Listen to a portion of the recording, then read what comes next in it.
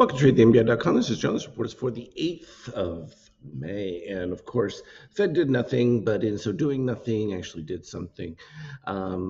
Because they had to acknowledge that their models that said that inflation was going to skyrocket and all the other things that were supposed to have already happened didn't happen yet.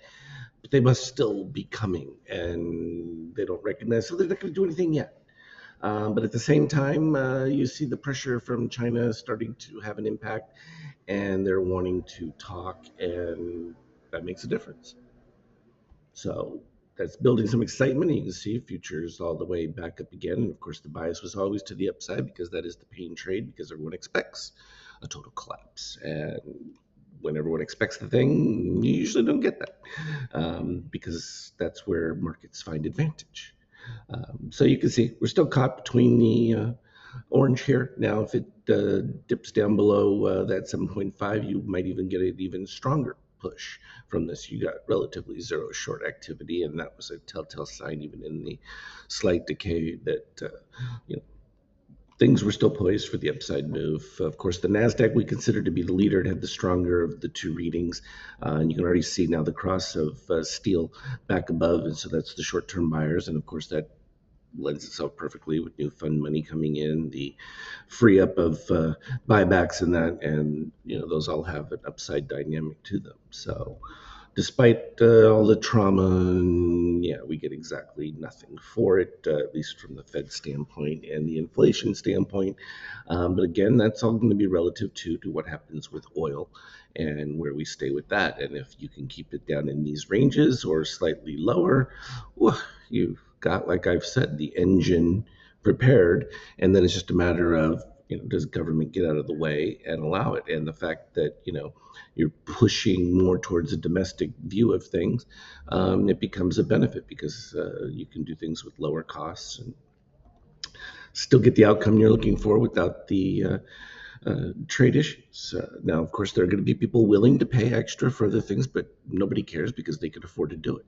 The staples of what people regularly need are going to be able to be found within America, and with cheaper energy costs, not going to result in the expected inflationary outcome. Euro didn't like this because it just exposes their weakness. So no shock with that one. Gold, obviously, too, not helped by that reality, and it puts a weak case for gold because they were expecting inflation to already have started, and it hasn't happened yet. And that's an excitement for Bitcoin, but that's going to trail along with the Nasdaq, probably even slightly better, but not so much from an ETH. It's still behind. That was a big move for it, but it's been way muted relative. But I think you're going to start to see cryptos wake up for the summer. It was really convoluted, though, when you look at it from the 50K standpoint. We had brief moments of pop-up of white MBI. Eventually did lead to a zero move, but only because that MBI Magenta staying under that 25 is always a weaker case. It's not until it starts to explode above it that you really start to get the power force. And you can see that represented pretty cleanly here too, because once it did get above and stay above, even the selling within that still produced improved moves. And so when the MBI white spike came and you still had Magenta staying over, that was poised for what? Yeah, a massive short cover rally. Boom, there it is.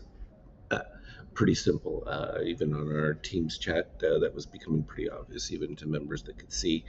Even with the MBI white spike, the Magenta wasn't moving lower, and a slight move up as it started to begin right here was a telltale sign. And of course, they took the lower liquidity moment of aftermarket to make it happen. So beautiful, and it's nice when it all fits in consistently like that. But you can see from the intraday standpoint, that was mostly options play going through there, wiping out calls, driving in new put buyers who then got flipped to the other side, and they're going to get wiped out. So there you have it, plain and simple. And you can see here in the post market doing nice. No new pope yet. Not that that's going to have that much of an economic impact, but certainly political. Now, of course, the next concern is going to be how much increase in this conflict between Pakistan and India. Does that start to swell? Do the Ukrainians do something crazy on the May Day parades in Moscow, creating an outsized reaction? Those are your unknowns that present scary situations that could impact the markets dramatically. So keep an eye on those. But again, you're going to see it in the readings long before, so we're all good from that standpoint. As always, trade well. Have a good one.